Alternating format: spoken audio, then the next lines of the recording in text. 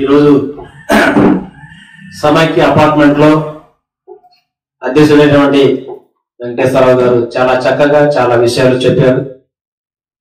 కార్యదర్శి అయినటువంటి రౌటయ్య గారు కూడా కేవీపీఎస్ తాలూకా లక్ష్యము, మహనీయుల తాలూకా లక్ష్యాలు చెప్పారు.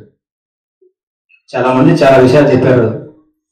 ఇదే విషయాన్ని మనం గ్రామాల్లో మన ప్రజల్ని ఎడ్యుకేట్ చేయాలి. ఎందుకంటే కేవీపీఎస్ క్యాలెండర్ తాలూకా ముఖ్య ఉద్దేశం ఏదైతే ఉందో, మహనీయులు అంటే ఈ సమాజం మార్పు కోసం, సమాజ ఉన్నతి కోసం పనిచేశారు. వాళ్ళ జీవితాంతం సాక్రిఫైస్ చేశారు. వాళ్ళు ఆశించిన సమాజం ముందుకెళ్తుందా వెనక్కి వెళుతుందా అనేది ఎవరికి వారు విశ్లేషించుకుంటే మళ్ళీ మనం వందల సంవత్సరాలు వెనక్కి వెళ్ళేటువంటి దారిలో పయనిస్తుంది. కాబట్టి పరిష్కారం ఏంటి అంటే, ఏ మహనీయులైతే ఈ సమాజం కోసం పనిచేశారో ఆ మహనీయుల తనక చరిత్రని ప్రజలకు చెప్పాలి. ఎందుకంటే చరిత్ర తెలియకుండా చరిత్రని మార్చలేదు. కాబట్టి గతంలో చరిత్ర ఎలా ఉందంటే, మహాత్మా జ్యోతిరావు ఫూలే గారు అంటే ఈ భారతదేశంలో మహిళలకు కానీ శూద్రులకు ఎవరైతే ఉన్నారో అది హక్కు ఉంటుంది. కానీ 50% మహిళలకు కానీ శూద్రులకు కానీ ఎటువంటి హక్కులు లేవు. కాబట్టి ఆయన తన భార్యకు చదువు చెప్పి స్కూళ్లు స్థాపించి ఎవరైతే మహిళలు ఉన్నారో వాళ్ళని చేరదీయడం, శూద్రులకు చదువు చెప్పించడం, అటువంటి చరిత్ర స్టార్ట్ అయింది. అంటే ఈ సమాజంలో ఒక 150 సంవత్సరాలు మనం వెనక్కి వెళ్తే ఈ సమాజంలో కేవలం 5-6%కే విద్యా హక్కు కానీ సంపద హక్కు కానీ ఉంది. మిగతా 97%కి ఎటువంటి హక్కులు లేవు అనేది చరిత్ర చెప్తుంది. కాబట్టి ఆ రోజు ఆయన చేసేటువంటి కృషి ద్వారానే మహిళలు ఈ రోజు ఆ దిశగా ముందుకు వెళ్తున్నారు.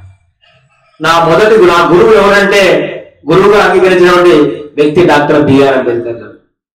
అంటే ఒక పక్క స్వాతంత్రం కోసం పోరాటం జరుగుతుంది, మరోవైపు అంబేద్కర్ గారు వచ్చే స్వాతంత్రం ఈ దేశంలో ప్రజలకి అందరికీ సమానంగా ఉండాలి, తెల్లవాళ్ళు పోయి నల్లవాళ్ళ అధికారం కాదు, సమాజం రావాలి, అందరూ సమానంగా జీవించడానికి ఉండాలనేటువంటి ఉద్యమాన్ని లేవదీశారు. గొప్ప పోరాటం, అలా ఇలాంటి పోరాటం కాదండి. కాబట్టి అంత ఉన్నతమైన వ్యక్తి రాజ్యాంగాన్ని రాశాడు. ఈ దేశ ప్రజలకి ఒక మనిషి, ఒక ఓటు, ఒక విలువ ఇచ్చారు. కానీ ఈ దేశంలో అది సద్వినియోగం అవుతుందంటే సద్వినియోగం జరగట్లేదు. కేవలం ఆధిపత్య వర్గాలు ఎవరైతే ఉన్నారో వాళ్ళ చేతుల్లో ఈ రాజ్యాధికారం ఉంటుంది. వాడు పోతే వీడు, వీడిపోతే వాడు, వీడు ముగ్గురు కాదంటే ఇంకొకటి రంగంలోకి తీసుకొస్తారు.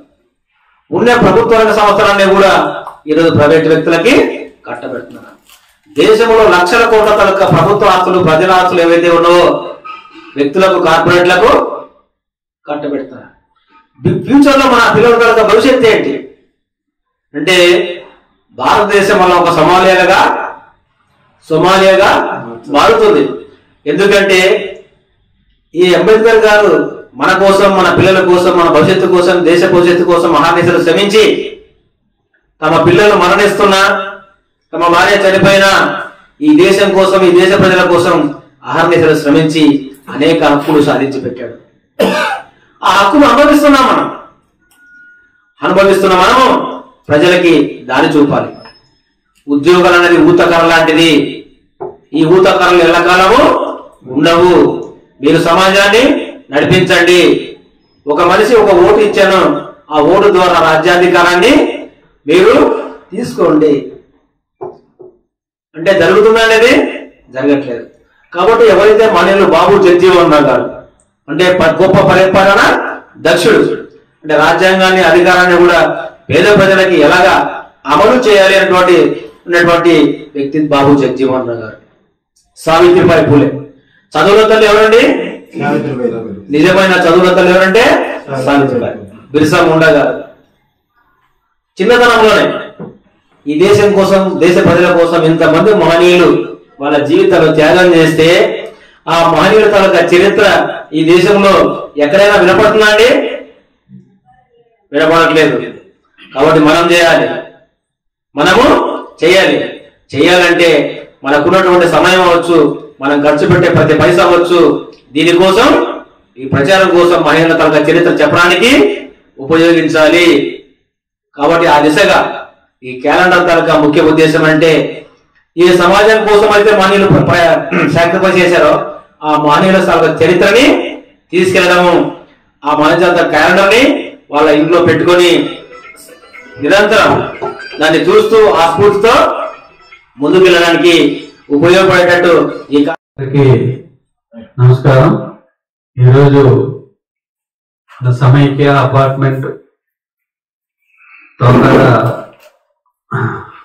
లైబ్రరీలో కుల వివక్షత వ్యతిరేక పోరాట కమిటీ ఆధ్వర్యంలో 2025 నూతన సంవత్సరం క్యాలెండర్ ఆవిష్కరణ కార్యక్రమం మన అపార్ట్మెంట్ లో జరుపుకోవడం చాలా సముచితం, ఆనందదాయకం కూడా అనేది ఈ సందర్భంగా తెలియజేస్తున్నాను.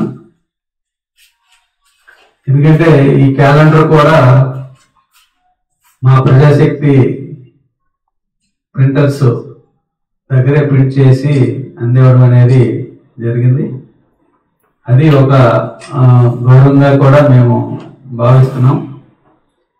అయితే ఈరోజు ఈ కార్యక్రమంకి హాజరైన మిత్రులు, సమైక్య అపార్ట్మెంట్ కుటుంబ సభ్యులు అందరికి కూడా ప్రత్యేకంగా నమస్కారాలు తెలియజేస్తూ, ఇక్కడ మహనీయులు చిత్రపటాలు ఉన్నాయి, ప్రముఖులందరూ ఉన్నారు. అంబేద్కర్, పూలే, జ్యోతిరావు పూలే, అలాగే బిర్సా ముండా, బాబు జగజ్జీవనరావు. ఈ మహానాయకులు గొప్పతనం వాటి గురించి మనం చరిత్ర పుటల్లో తెలుసుకున్నాం. అయితే ఈ కుల వివక్షత వ్యతిరేక పోరాట కమిటీ దీని ఉద్దేశం, దీని ప్రాధాన్యత కూడా మనం తెలుసుకోవాలి. అసలు ఈ దేశంలో కానీ ప్రపంచంలో కానీ ఎక్కడైనా మనం చూసుకుంటే వివక్షత అనేది ఉంటుంది. అది జాతి వివక్షత రూపంలో ఉంటుంది, కుల వివక్షత రూపంలో కూడా కనపడుతుంది. కుల వివక్షత రూపంలో ఎక్కువగా మన భారతదేశంలోనే కనపడుతుంది. జాతి వివక్షత అనేది ప్రపంచంలో ఇతర దేశాల్లో ఎక్కువగా జాతి వివక్షత, తెల్లవాళ్ళు నల్లవాళ్ళు అనే వివక్షత ఎక్కువగా ప్రపంచ దేశాల్లో కనపడుతుంది. కానీ ప్రత్యేకంగా మన భారతదేశంలోనే ఇన్ని రకాల కులాలుగా విభజించి ఒక వివక్షతని కనపరచడం అనేది ఇండియాలోనే మనకి చూస్తున్నాం.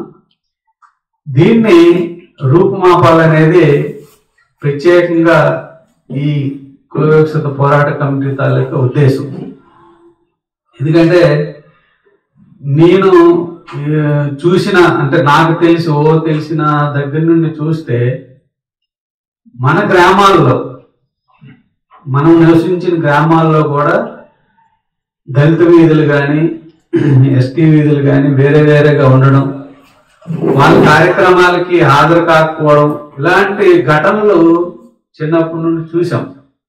కానీ ఎందుకు ఇలాంటివి జరుగుతున్నాయి అనేది ఒక దశకు వచ్చేసరికి, ఆలోచన శక్తి వచ్చేసరికి యువజన సంఘాలుగా ఏర్పడి ఫస్ట్ దాన్ని ఎదుర్కోవాలనంటే వాళ్ళతో కలిసి మనం సహపంక్తి భోజనాలు, వాళ్ళ కార్యక్రమాలకు మనం కూడా వెళ్ళాలనే ఒక చైతన్యాన్ని ఆ గ్రామాల్లో నెలకొల్పాం. ఇది వాళ్ళందరితో కలిసి వాళ్ళ పెళ్లిళ్ళకి కానీ వాళ్ళ ఫంక్షన్లకు కానీ హాజరయ్యి ఆ విధంగా అందరము సమానమైన ఒక నినాదాన్ని ముందుకు తీసుకెళ్లి ఆ విధంగా ఈ వివక్షత లేని సమాజం మనం చూడాలనే ఒక ఉద్దేశంతో ఆ ప్రయత్నం చేశాం.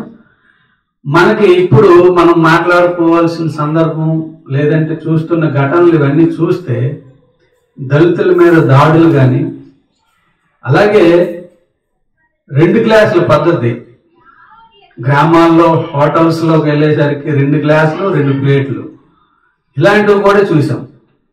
దీని మీద ప్రత్యేకంగా ఉమ్మడి ఆంధ్రప్రదేశ్లో రాష్ట్ర వ్యాప్తంగా బివి రాఘవులు గారు అప్పుడు సిపిఎం పార్టీ నాయకులకు ఉండేటప్పుడు ప్రత్యక్ష పోరాటంలోకి దిగారు. దేవాలయాల్లోకి దళితుల ప్రవేశం మీద కానీ, ఈ 2 గ్లాసుల పద్ధతి నిర్మూలనకు కానీ, ఇవన్నిటి మీద కూడా రాష్ట్ర వ్యాప్తంగా సైకిల్ యాత్రలు చేశారు. కుల పోరాట కమిటీ ఆధ్వర్యంలో గ్రామాన తిరిగి దీనికోసం అవేర్నెస్ కల్పించి ఆ విధంగా ప్రజల్ని ఒక విధంగా చైతన్యవంతం చేసే దాంట్లో ఈ కుల వివక్ష వ్యతిరేక పోరాట కమిటీ అనేది ముందుందనేది మన తెలుగు రాష్ట్రాల్లో మనం చెప్పుకోవచ్చు. అయినప్పటికీ కూడా వివక్షత పోయిందంటే లేదు. ఇప్పటికీ దళితులపై దాడులు జరుగుతున్నాయి. లక్ష్మీపేట ఘటనలు కానీ, రాజాం దగ్గర జరిగిన దళితుల మీద దాడులు కానీ, అంతకుముందు ఒక 30 ఏళ్ళ కిందట కారంచేడులో జరిగిన దళితుల మీద దాడులు, నరికివేతలు కానీ, ఇప్పటికీ అనేక రాష్ట్రాల్లో ప్రధానంగా ఉత్తరప్రదేశ్లో జరుగుతున్న దళితుల పట్ల హింస, దాడులు, హత్యలు, అత్యాచారాలు, మానభంగాలు ఇవన్నీ చూస్తే మన సమాజం ఎందుకు ఈ విధంగా ఒకే మానవ సమాజం అయింది కూడా ఒకరి పట్ల ఒకరు వివక్షత ఎందుకు చూపిస్తున్నారనేది మనందరం ఆలోచించుకోవాల్సిన తరుణం ఉంది. ఎందుకంటే మొన్న మీరు చూసుంటారు, ఒక దేవాలయంలోకి ప్రముఖులందరూ వెళ్ళారు. చిన్నజీఆర్ స్వామి అందరితో పాటు ఇళయరాజా కూడా వెళ్ళారు. ఇళయరాజాని గర్భగుడి బయటే నిల్చోబెట్టి స్వామీజీలందరూ లోపలికి వెళ్ళారు. అంటే అక్కడే ఇప్పటికి కూడా అంత ప్రముఖ సంగీత దర్శకుడు, ప్రపంచానికి ఒక మంచి సంగీతాన్ని అందించిన దర్శకుడికి కూడా అక్కడ కూడా వివక్షత చూపించారు ఆయన దళితుడని. అంటే అలాంటి వివక్షత ఈ రోజుకి కొనసాగుతుంది. దీని మీద ఖచ్చితంగా కుల వివక్షత వ్యతిరేక పోరాట కమిటీ ఈ పోరాటం కొనసాగించాలనేసి మనస్ఫూర్తిగా కోరుకుంటున్నాను. అలాగే ఈరోజు అంబేద్కర్ గురించి మనం చెప్పుకోవాలి. రాజ్యాంగ నిర్మాత మనందరికీ తెలుసు. మొన్ననే 75 ఏళ్ల రాజ్యాంగం వజ్రోత్సవాలు జరిగాయి. పార్లమెంట్లో చర్చ జరిగింది. ఈ రాజ్యాంగం రచించి 75 ఏళ్ళు అమల్లోకి వచ్చి 75 ఏళ్ళు అయిన సందర్భంగా పార్లమెంట్ ఉభయ సభల్లో చర్చ జరిగేటప్పుడు అందరూ మాట్లాడారు. ఈరోజు బీజేపీ అధికారంలో ఉండి రాజ్యాంగాన్ని ఏ విధంగా ధ్వంసం చేస్తుందనేది కూడా దేశ ప్రజలు, ప్రపంచాన్ని అందరికీ కూడా తెలియజేసే విధంగా ఆ రోజు పార్లమెంట్లో చర్చలు నడిచాయి.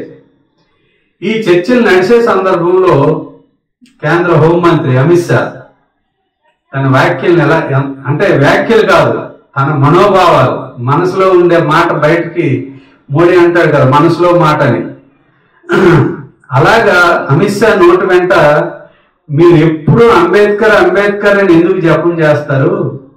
ఏ దేవుడినో మీరు ప్రార్థించుకుంటే హ్యాపీగా ఉంటారు కదా, మీరు అంబేద్కర్ని ఎందుకు జపం చేస్తారని. అంటే మనువాదం తాలూకా వాళ్ళ భావాలు ఏ విధంగా బయటికి వ్యక్తపరుస్తున్నారనేది మనం ఈ సందర్భంగా గుర్తించాలి. వాళ్ళకి లోపల ఉన్నది అది. ఈ రాజ్యాంగాన్ని వాళ్ళు యాక్సెప్ట్ చేయట్లేదు. ఆర్ఎస్ఎస్ వాళ్ళు సుమారు మన దేశానికి స్వాతంత్రం వచ్చిన తర్వాత ఒక 30-40 ఏళ్ళు ఈ రాజ్యాంగం కరెక్ట్ కాదు భారతదేశానికి అనేసి మనువాదమే, మనుస్మృతే ఈ భారతదేశానికి అమలు చేయాలి, అదే కరెక్ట్ అయిన రాజ్యాంగం అనేసి వాళ్ళు ఆర్ఎస్ఎస్ వాళ్ళు భావించి రాజ్యాంగాన్ని తగులుపెట్టారు. రాజ్యాంగం అమలు చేయకూడదని కోరుకునే వాళ్ళు ముందుండేది బీజేపీ, ఆర్ఎస్ఎస్. మరి అలాంటి వాళ్ళు ఈరోజు భారతదేశాన్ని పాలిస్తున్నారు. మన దౌర్భాగ్యం. ఏ రాజ్యాంగాన్ని అయితే వ్యతిరేకించి ఎంత మహోన్నత సంవత్సరాలు కష్టపడి అంబేద్కర్ చాలా మంది మహనీయులు రాజ్యాంగాన్ని రచించారు. ఆ మహనీయుల తాలూకా స్ఫూర్తిని కూడా రాజ్యాంగాన్ని ధ్వంసం చేసే చర్యలు ఈరోజు దాన్ని వెనక నడిపిస్తున్న ఆర్ఎస్ఎస్ పూనుకుంటుంది. అందులో భావనగానే మొన్న పార్లమెంట్ లో ఆయన తాలూకా లోపలుండే భావన ఏదైతే ఉందో అది బయటపడింది. అంబేద్కర్ మీరు జపించకండి, దేవుడిని స్మరించుకోండి, దేవుడిని ప్రార్థించండి తప్ప అంబేద్కర్ గురించి మాట్లాడకండి అని అన్నాడు. ఇది ఈరోజు దేశవ్యాప్తంగా మొత్తం అన్ని ప్రాంతాల్లో నిరసన కార్యక్రమాలు జరుగుతున్నాయి. రేపు 30వ తేదీన కూడా మన రాష్ట్రంలో పెద్ద ఎత్తున ఈ నిరసన కార్యక్రమాలు జరపాలనేసి పిలిపివ్వడం అనేది జరిగింది. మరి అలాంటి రాజ్యాంగ నిర్మాతకే ఈరోజు గౌరవం లేకుండా పోతుంది. ఇంకొకటి రీసెంట్గా జరిగిన పరిణామం చూడండి. ఎలక్షన్ కమిషన్ అనేది స్వతంత్ర ప్రతిపత్తి కలిగిన ఒక వ్యవస్థ అది భారతదేశంలో. దాంట్లో ఇతరులు రాజకీయ పార్టీలు కానీ ఇతర ప్రభుత్వ వ్యవస్థలు కానీ ప్రత్యక్ష జోక్యం ఉండకూడదు అనేది ఒక స్వతంత్ర వ్యవస్థగా నిలబడాలనేసి మనం రాజ్యాంగం కల్పించిన హక్కు అది. కానీ ఈరోజు దాన్ని రాజ్యాంగ సవరణ ఒకటి చేసి ఏదైతే ఎన్నికలు జరిగే సందర్భంలో సీసీటీవీ ఫుటేజీలు కానీ వెబ్కాస్టింగ్ కానీ ఎలక్ట్రానిక్ సంబంధించిన రికార్డ్ ఎవిడెన్స్ ఏవి కూడా ప్రత్యక్షంగా తనిఖీ చేసే అధికారం ఇకపైన ప్రజలకు ఎవరికి ఉండదు అనేసి ఒక రాజ్యాంగ సవరణ తీసుకొచ్చి మన పార్లమెంట్లో ఆమోదం చేసుకున్నారు. అంటే ఎంత భయపడుతున్నారు చూడండి. ఈరోజు అధికారం చెలాయిస్తున్నామనేసి గొప్ప చెప్పుకుంటున్నా వాళ్ళు చేస్తున్న పనులేంటి? లోపల జరిగే విషయాలు ఏవి కూడా సమాచార హక్కు చట్టం ద్వారాగా ప్రజలకు తెలియనివ్వకూడదు. తెలిస్తే వాళ్ళ బండారం బయటపడుతుంది. ఈరోజు ఎలక్ట్రానిక్ ఈవీఎంలు ఎలా పనిచేస్తున్నాయి, ఓటింగ్ సరళ ఎలాగుంది, సీసీటీవీ ఫుటేజ్లు రికార్డ్స్ ఇవన్నీ ఏ విధంగా మనం జరిగిందనేది తెలుసుకునే ఆసక్తి రైట్ ప్రజలకు ఉంది. కానీ ఆ రైట్ కూడా లేకుండా ఈరోజు రాజ్యాంగం అన్ని పత్రికలు ఎడిటోరియల్ రాశాయి, చూసారే లేదు. ఇది ప్రజాస్వామ్య వ్యవస్థకే కలంకము. ఇలాంటి ఘటనలు ఇలాంటి చర్యలు మన భారతదేశానికి సరైనది కాదు. ఈ ఎన్నికల వ్యవస్థ అనేది ఒక స్వతంత్ర ప్రతిపత్తి కలిగిన వ్యవస్థగా ఉండాలనేసి మనం కోరుకుంటున్నాం. ఇదే ఎలక్షన్ కమిషన్ ని గతంలో కూడా మీరు చూడండి.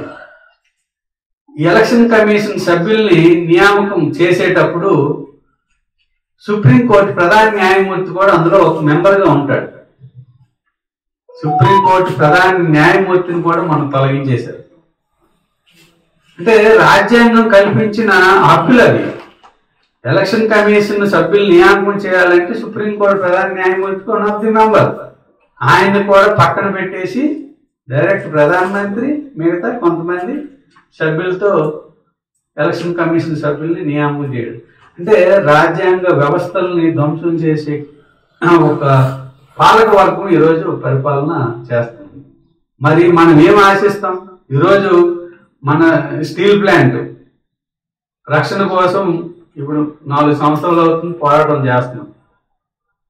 కానీ చీమ పుట్టినట్టుగా కూడా ఈరోజు పాలక వర్గానికి అటు బీజేపీ, ఎందుకంటే ప్రధానంగా బీజేపీయే దీనికి కారణం. ఈ రోజు కూడా దాని మీద ఎటువంటి ప్రకటన లేదు. చివరికి దాన్ని నాశనం చేయాలి, ఉద్యోగులు ఒక రకమైన మానసిక క్షోభకు గురయ్యే విధంగా చర్యలు చేపడుతున్నారు. ఈ మధ్యన మానసిక నిపుణుల ఆర్టికల్ చదివాను, ఆయన కూడా రియాక్ట్ అయ్యారు. ఈరోజు ఎక్కువ మంది స్టీల్ ప్లాంట్ ఉద్యోగులు మనోవేదనతో బాధపడుతున్నారు, ఎక్కువ కేసులు మా దగ్గరకు వస్తున్నాయి అనేసి ఒక సైకాట్రిస్ట్ ఆయన చెప్పడం జరిగింది.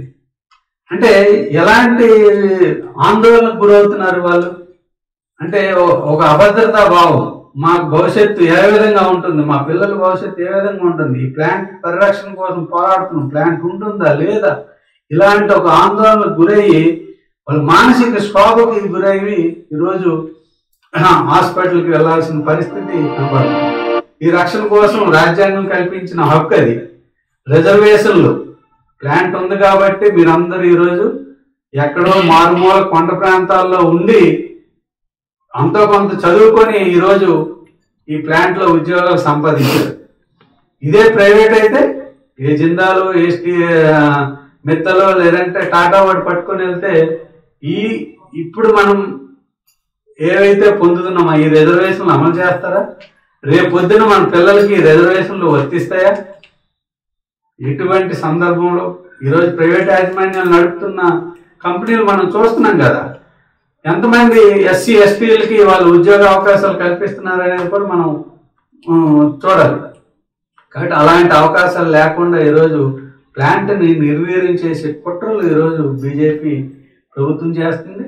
దానికి వత్తాసు వంత పాడడం ఈరోజు మన రాష్ట్ర పాలనలో ఉన్న కూటమి ప్రభుత్వం, టీడీపీ కానీ జనసేన కానీ ఈ ముగ్గురు బీజేపీ, ఈ ముగ్గురు కలిపి దీన్ని కాపాడకపోగా దీన్ని నాశనం చేయడానికి మరొక ఎత్తుగా రేపు జనవరి 8న నక్కపల్లి దగ్గర, అనకాపల్లి జిల్లా నక్కపల్లి దగ్గర మెటల్ స్టీల్ కంపెనీ 1,50,000 కోట్ల పెట్టుబడులతో రేపు ప్రధానమంత్రి నరేంద్ర మోడీతో శంకుస్థాపన చేయబోతున్నారు.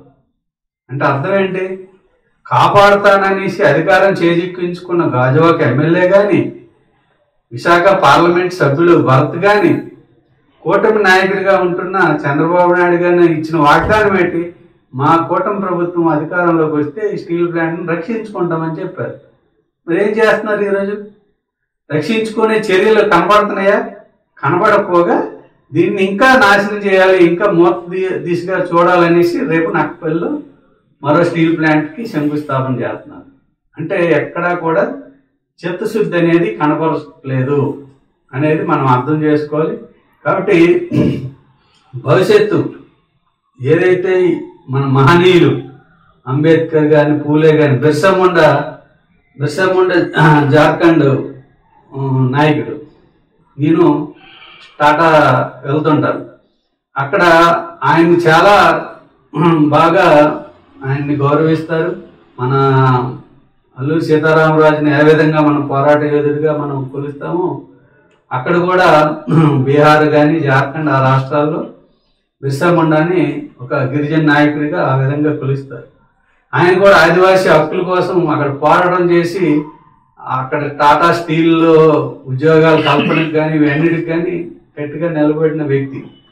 అలాంటి మహానాయకుడు మనం తలుచుకుంటున్నాం. వీళ్ళందరినీ తలుచుకుంటున్నారు ఈరోజు మన నరేంద్ర మోడీ. చాలా వంగి దండాలు పెడతాడు. అంబేద్కర్ విగ్రహం దగ్గర పూలమాలలు వేస్తాడు, దండాలు పెడతాడు, పూలే దగ్గర పెడతాడు. బిర్సా ముండా దగ్గరికి వెళ్ళి అక్కడ ఎలక్షన్ ముందు చాలా అతి వినయంగా గౌరవంగా వంగి దండాలు పెట్టిన మోడీ అమలు చేస్తున్న చర్యలేంటి? రాజ్యాంగంలో ఏ ఒక్క కోశాన ఏ ఒక్కటి కూడా అమలు చేయట్లేదు. చివరికి పార్లమెంట్లోకి వచ్చి సమాధానం చెప్పే ధైర్యం కూడా చెప్పలేకపోతున్నాడు. మణిపూర్ అల్లర్లు ఎంత జరుగుతున్నా ఒక్కరోజు కూడా ఈ రోజు కూడా వెళ్ళలేదు. అక్కడ కూడా ఇదే సమస్య, వివక్షత, గిరిజనుల పట్ల వివక్షత.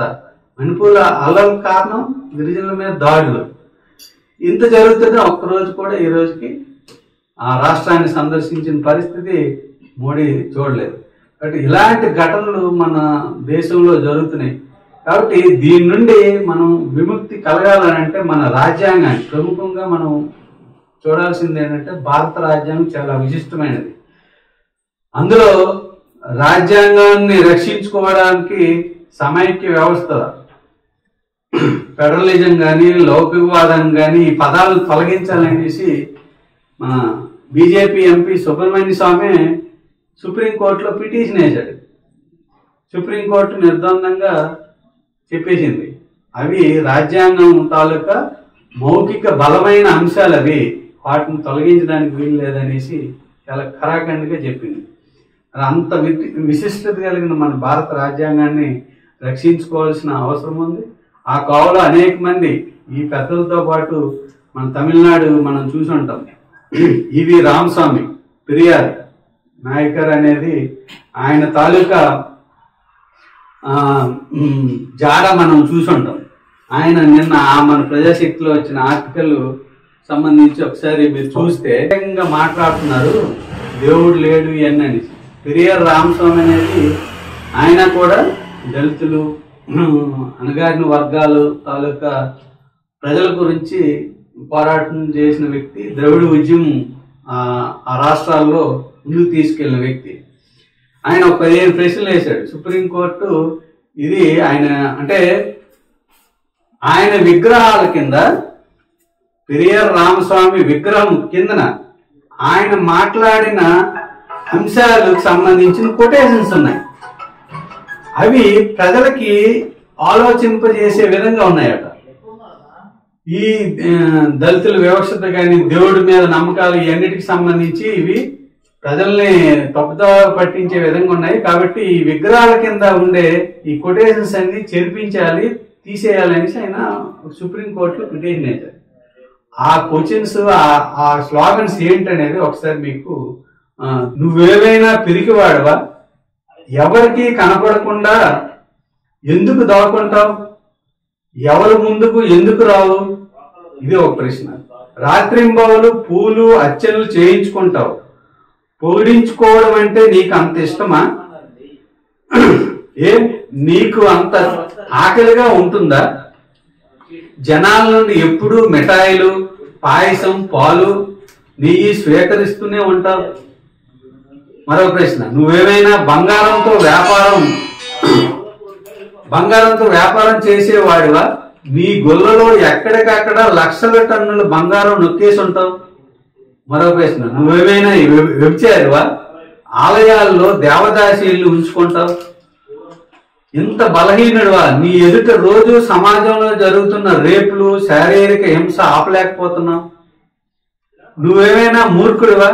ప్రపంచంలో ఇంత పేదరికం ఉంటే, సమయానికి ఇంత ముద్ద దొరకని పేదలుంటే, అన్నీ చూస్తూ కూడా అన్నం, పాలు, నెయ్యి, నూనె అన్నీ నువ్వే నదుల్లో పారబోస్తున్నావు. నువ్వేమైనా చెవిటివాడివా? అకారణంగా చనిపోతున్న మనుషుల ఆర్తనాదాలు, బలత్కారానికి గురవుతున్న పసికూనల ఏడుపులు, పెడబొబ్బలు వినిపించడం లేదా? నువ్వేమైనా గుడ్డివాడివా? రోజు ఇన్నిన్ని అపరాధాలు జరుగుతూ ఉంటే నీకేమీ కనిపించడం లేదా? నువ్వేమైనా టెర్రర్. జై భీమ్ మిత్రులారా, ఈరోజు మనం KVPS నూతన సంవత్సర 2025 క్యాలెండర్ ఓపెనింగ్ సందర్భంగా ఈ కార్యక్రమాన్ని ప్రారంభించడానికి వచ్చిన, అలాగే మన దాస్ గారు, తర్వాత మన సమైక్ అపార్ట్మెంట్ ప్రెసిడెంట్, సెక్రటరీ, మిగతా నా యొక్క దళిత గిరిజన సభ్యులందరికీ నా యొక్క నమస్కారాలు తెలియజేస్తూ, ఈ యొక్క కార్యక్రమం KVPS చేపట్టడం చాలా సంతోషదాయకమైన విషయం. మనం ఏ విధంగా భావించినా ఫస్ట్ పాలకులు మనల్ని ఏ విధంగా అయితే దళిత గిరిజన నిమ్న వర్గాల్ని అణిచిపెట్టి ఉంచాలి, ఎప్పుడు రాజ్యాధికారాన్ని మన చేతిలో ఉంచుకోవాలన్న కాన్సెప్ట్ లోనే వాళ్ళు ఆలోచిస్తారు. ఆ ఆలోచన నుంచి వచ్చినవే ఇప్పుడు ఈరోజు ఈ నిచ్చెనపట్ల వ్యవస్థ, కుల వ్యవస్థ అన్నది మనకు ఈ భారతదేశంలో చాలా ఎక్కువగా ఉంది. ప్రపంచంలో ఏవైనా దేశాల్లో ఉన్నాయంటే అక్కడ రెండు ఉంటాయి, ముస్లిం కానీ క్రిస్టియన్ కానీ. అలాగే ఆ ధనికులు, పేదలు. ఈ ధనికులు, పేదలు ఉన్న సమస్య వాళ్ళు ఆ విధంగా దాన్ని పరిష్కరించుకోవడానికి కొంత వెలుసుబాటు ఉంటుంది, తక్కువ గ్రూపులు కాబట్టి. మనకి భారతదేశంలోకి వచ్చేసరికి మనకి లెక్కలని గ్రూపులు పెట్టారు. ఒక గిరిజనుడు ఓన్లీ తెగలు అనుకుంటాం, ఆ తెగల్లోనే ఒక ఆంధ్రప్రదేశ్ లోనే 35 తెగలు ఉన్నాం. ఆ 35 తెగలు కూడాను ఒక తెగకి అనుసంధానం కాకుండా బ్రిటిష్ వాడు ఎలాగైతే విభజించి పరిపాలించన్నది మనకి తెల్లదొరలకి నుంచి నల్లదొరలకి నేర్పెళ్ళారు. ఆ నల్లదొరలు ఈరోజు మనల్ని ఆ విధంగా విభజించి పరిపాలించిన దాని మీద మనకి ఎక్కడికక్కడ కలవనివ్వకుండా చేసి ఈ అణగారిన వర్గాలని దూరంగా, రాజ్యాధికారుల నుంచి దూరంగా పెడుతున్నారు. మనం అది మెయిన్ మోటోగా మనం అర్థం చేసుకోవట్లేదు. దీనన్నిటికీ పరిష్కారం మన పెద్దలు పూలే గారు కానీ, అలాగే మొట్టమొదట ఆయన సంస్కరణవాదిగా నా దళిత వర్గాలకి, నా వెనకబడిన వర్గాలకి రాజాధికారి ఎందుకు రాకూడదు, ప్రతి ఒక్కరు ఎదగాలంటే చదువు ముఖ్యమన్నది ఆయన మన సమాజానికి ఆయన త్యాగంగా, అలాగే దాన్ని ఆయన వారసత్వంగా మహిళలు కూడా చదువు ఉంటే తప్ప ఈ సమాజం ముందుకుపోదన్న ఉద్దేశంతో మన సావిత్రిబాయి పూలే గారికి కూడా ఆయన విద్య నేర్పించి మెయిన్ మహిళల నుంచి కూడా చదువుకొని విజ్ఞానం అయినట్టయితే ఆ కుటుంబం తప్పకుండా చదువుకొని పైకి రావడానికి అవకాశాలు ఉంటుందని, సమాజాన్ని మార్పు తీసుకురావడానికి మొట్టమొదటిగా మహిళలే ఉపయోగపడతారు. కుటుంబాన్ని ఏ విధంగా గైడ్ చేయాలనేది కూడా సావిత్రిబాయి పూలే గారు ఆ విధంగా ఎన్ని కష్ట నష్టాలు వచ్చినా ఆవిడ పిల్లల్ని చదువు గురించి స్కూల్కి వెళ్తున్నప్పుడు ఈ మనువాద వర్గాలు అంతే పై చదువు అన్నది దూరం చేయాలి అన్న ఉద్దేశంతో మహిళలకు అసలు చదివే ఉండకూడదు, వంటింటి కుందేలుగా ఉండాలన్నది ఈ బ్రాహ్మణిజం హిందూయిజం నుంచి వచ్చిన ఈ కల్చర్ ని ఏ విధంగా అయితే మనం డివైడ్ చేయగలమో అప్పుడే మహిళలకి విద్య వస్తుంది. విద్య వస్తే విజ్ఞానం అంటారు, విజ్ఞానం వస్తే కుటుంబాన్ని చదివిస్తారు, పిల్లల్ని కష్ట నష్టాలను చదివించి ఈ సమాజాన్ని పురోగతికి ఉపయోగపడతారు. అలాగే తన హక్కుల్ని తెలుసుకొని పోరాటాల్లో ముందుకు రావడానికి ఉపయోగపడుతుంది. చదువు అనేది ప్రతి దానికి మూలం చదువు. చదువుకుంటే ఆటోమేటిక్ గా తెలివితేటలు వస్తుంది, తెలివితేటలు వస్తే ప్రశ్నించే తత్వం వస్తుంది, ప్రశ్నిస్తే సత్వం వస్తే ఘర్షణ జరుగుతుంది, ఘర్షణలోనే వచ్చే మన అసలైన పోరాటాలు. ఆ విధంగా మన పెద్దవాళ్ళు మనల్ని అందించాలని వాళ్ళు తన కుటుంబాన్ని సర్వం త్యాగం చేసి మనకు ఈ రోజు ఈ స్థాయికి మనం వచ్చామంటే కాస్తో కూస్తో అంబేద్కర్ గారు రాజ్యాంగాన్ని ఇచ్చారు. అలాగే బాబు జగజీవన్ రావు గారు కూడా పార్లమెంట్ లో ఎస్సీ ఎస్టీ బీసీ వర్గాల గురించి ఆయన ముందుండి పోరాటం కూడా అంబేద్కర్ తో పాటు ఆయన కూడా పార్లమెంట్ లో ఉండేవారు. ఆయనకి ఉప ప్రధానిగా అవకాశం వస్తే దాన్ని కూడా ఉన్నారంటే తన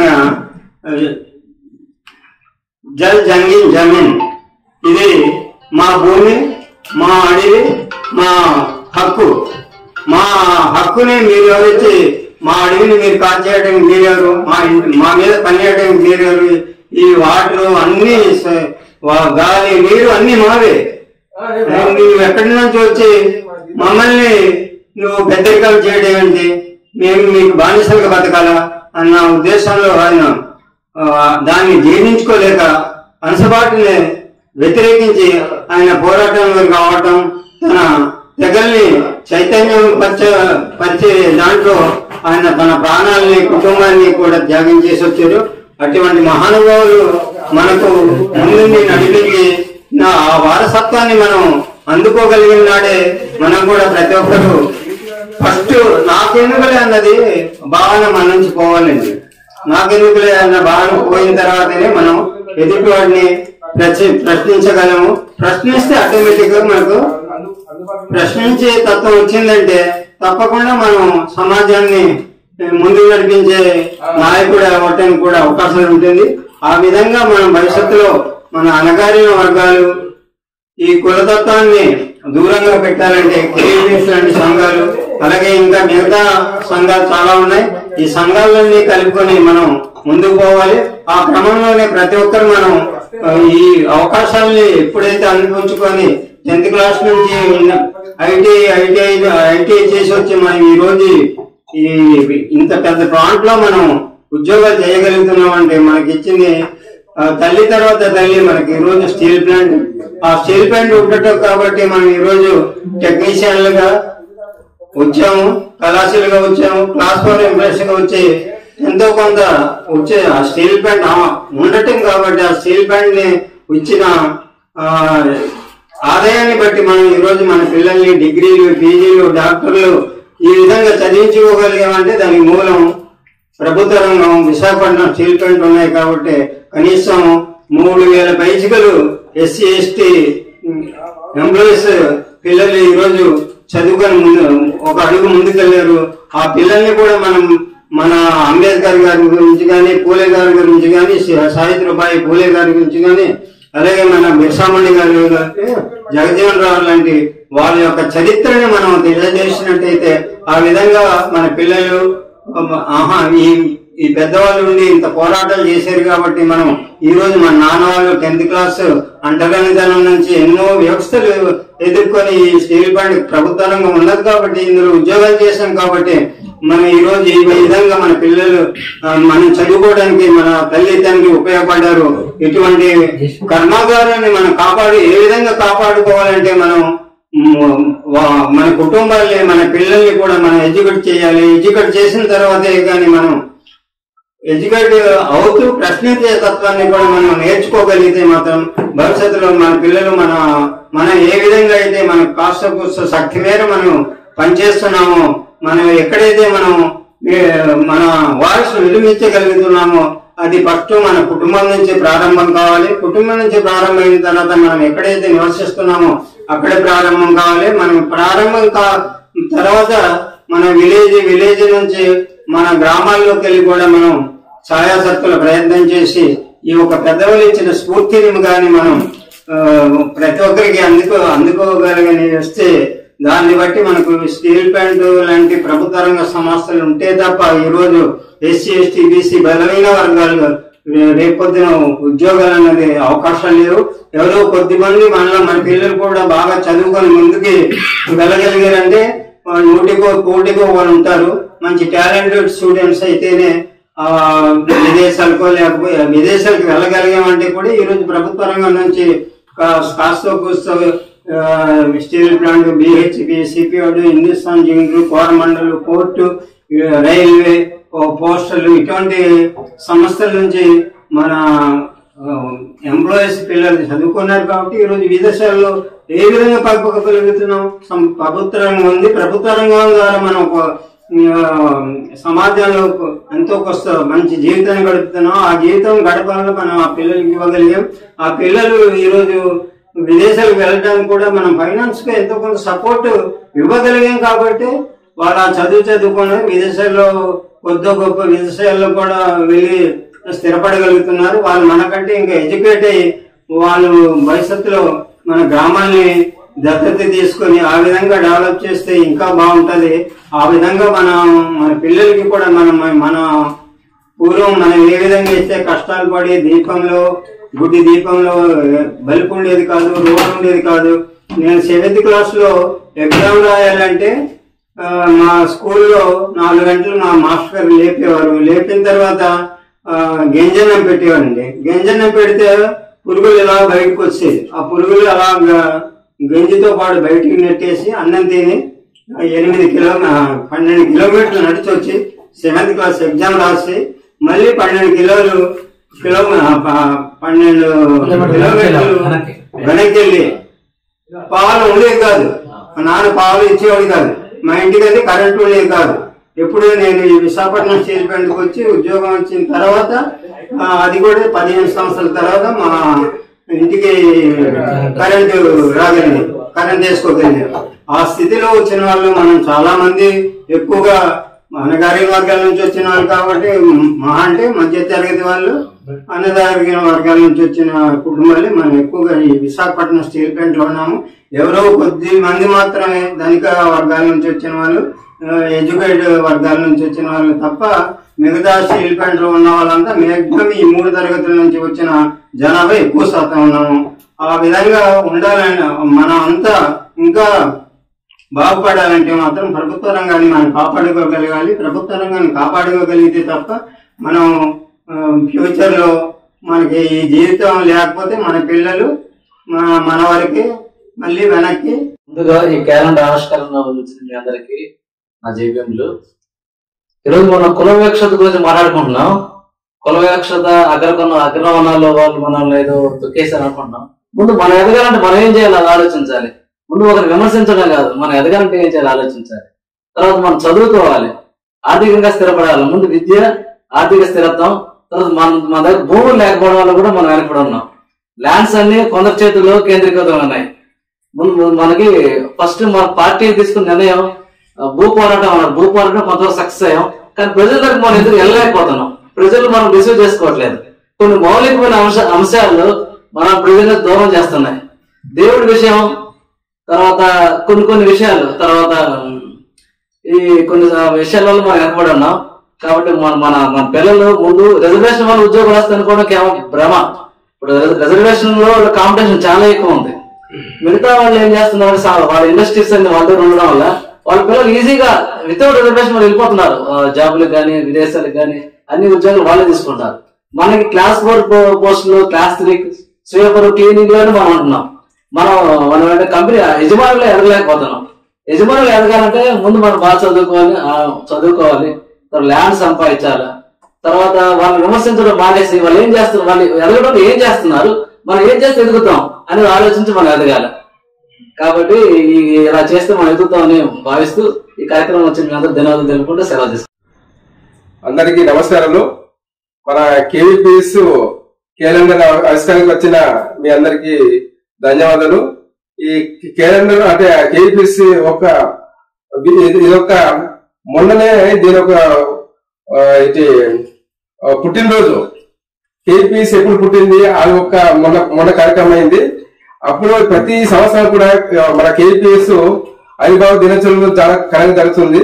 చాలా దళిత, బడుగు, బలహీన వర్గాల గురించి ఎక్కడ అన్యాయం జరిగినా కేవీపీఎస్ ముందుబాటు ఉంటుంది. అలాంటి కేవీపీఎస్ ముందు పురోగతి ఎదగాలనేసి మనం కోరుకుంటున్నాము. మన కేవీపీఎస్ క్యాలెండర్ కి ఆవిష్కరణ చేసిన మీ అందరికీ ధన్యవాదాలు. అలాగే మన కేవీపీఎస్ సంబంధించిన పుట్టు పూర్వోత్తరాలు చాలా మనకు వివరంగా చెప్పిన మన ప్రజాశక్తి నేతలు గారు, మన వెంకటేశ్వర గారు కూడా చాలా విపులంగా చెప్పడం జరిగింది. అలాగే మన ఇదివరలో మన ఆంధ్రప్రదేశ్ గిరిజన అఖిల భారత గిరిజన ఉద్యోగుల సంఘం మాజీ అధ్యక్షులు మత్తిరాజు గారు కూడాను మన ఈ కేవీపీఎస్ గురించి చాలా వివరించడం జరిగింది. అలాగే మన సమాఖ్య అపార్ట్మెంట్ కి సంబంధించిన సెక్రటరీ టవటయ్య గారు కూడాను మన ఈ కేవీపీఎస్ దీని ఒక పుట్టు పూర్వోత్తరాలు, దీని చేసిన కార్యక్రమాలు, బడుగు బలహీన వర్గాలకి ఎటువంటి కార్యక్రమాలు చేస్తుందో అన్ని చెప్పడం జరిగింది. అలాగే రమణయ్య గారు కూడాను మన కేవీపీఎస్ సంబంధించిన చాలా విషయాలు చెప్పడం జరిగింది. ఈ కార్యక్రమాలలో వచ్చిన మన రామారావు గారికి అలాగే సాగర్ గారికి ముందుగా జై భీమ్ తెలియజేసుకుంటున్నాను. ఇప్పుడు ఈ క్యాలెండర్ ఆవిష్కరణకు సంబంధించి అటువంటి కార్యక్రమాలకు సంబంధించి వాళ్ళు ఏ ఉద్దేశంతో అయితే ఈ కార్యక్రమాలు చేపట్టారో ఆ బ్యాక్గ్రౌండ్ సంబంధించి నా ముందు మా అపార్ట్మెంట్ ప్రెసిడెంట్ గారు మాట్లాడడం జరిగింది. అలాగే ఈ ఆవిష్కరణకు ముందు సంఘం సంస్కర్తలైనటువంటి గొప్ప గొప్ప నాయకులు వాళ్ళకి చిత్రపటాలు పూలమాల వేసి వాళ్ళకి నివాళులు అర్పించడం కూడా జరుగుతుంది. అంతేకాదు ఏ ఎయిమ్తో అయితే కేవీపీఎస్ ఈ కార్యక్రమాలు చేస్తుందో వాళ్ళని ఆదర్శంగా తీసుకొని వాళ్ళ బాటలోనే నడవాలనే ఉద్దేశంతో ఈ కార్యక్రమాలు ఎన్నో సంవత్సరాల నుంచి జయప్రదం చేస్తున్నారు. వాళ్ళకి ముందుగా నా జై భీములు తెలియజేసుకుంటున్నాను. అయితే ఇప్పుడున్న పరిస్థితుల్లో మనకి స్వాతంత్రం వచ్చి 70 సంవత్సరాలు గడిచిన కానీ కుల వివక్ష అన్నది ఇంకా రూపుమాపడం జరగలేదు. దాంతో అనేక కార్యక్రమాలు చేస్తున్నప్పటికీ ఆ రూపుమాపడం అన్నది అలాగే ఉండిపోతుంది. దానికి కారణం ప్రభుత్వాలకు సంబంధించి వచ్చినటువంటి కొన్ని పార్టీలు, అలాగే అగ్రకుల సంబంధించినటువంటి గొప్ప వ్యక్తుల వలన సమాజం ఇంకా వెనక్కిపోతూనే ఉంటుంది. అటువంటి కార్యక్రమాలు విషయంలో ఈ కేవీపీఎస్ వారు చేసిన ఈ కార్యక్రమాలకి మనం ఎంతగానో చెప్పుకోవాల్సిన తప్పని పరిస్థితి. ఇది ఊరు వాడవాడ అలాగే అపార్ట్మెంట్లలోను కొన్ని కమ్యూనిటీ సెంటర్లోను కొన్ని సంవత్సరాల నుంచి కంటిన్యూ చేస్తున్నారు. వాళ్ళకి నా తరఫున దాని మీద తెలియజేసుకుంటున్నాను. దీనికి సంబంధించి మన వ్యక్తులు డాక్టర్ బిఆర్ అంబేద్కర్ సంబంధించి వాళ్ళ పాటలోను జ్యోతిరావు పూలే గారు, సావిత్రిబాయి పూలే గారు, బిర్సా ముండా మరియు జగజ్జీవన్ రామ్ గారు వీళ్ళు ఎంతో సమాజానికి సేవ చేశారు. వాటి కోసం వాళ్ళ జీవితాన్ని అంకితం చేశారు. కుటుంబాలతో పాటు వాళ్ళు ఎంతో కష్టాలు నష్టాలు ఓర్చుకొని వాళ్ళ ధ్యేయమంతా సమాజం కుల వివక్ష నిర్మూలన, అనేక సమస్యల పైన విద్య, ఆరోగ్యం, పేదవారికి కూటికి కూడు గూడు అనే కార్యక్రమాల్లో అందరికీ సమానమైన హక్కులు కల్పించాలని, అలాగే రాజ్యాంగం మన డాక్టర్ బిఆర్ అంబేద్కర్ రాసినటువంటి రాజ్యాంగంలో పొందుపరచబడిన అన్ని హక్కులను సమాజానికి సమసమాజం స్థాపించేలా అన్ని అందాలని ఎంతో కృషి చేసిన మహానుభావులందరికీ శిరస్సు నమస్కారం తెలియజేసుకుంటూ ఈ కార్యక్రమానికి నాకు ఈ అవకాశం ఇచ్చిన మీరందరికీ ధన్యవాదాలు తెలియజేసుకుంటూ Welcome to our YouTube channel. Don't forget to like, subscribe and share the videos.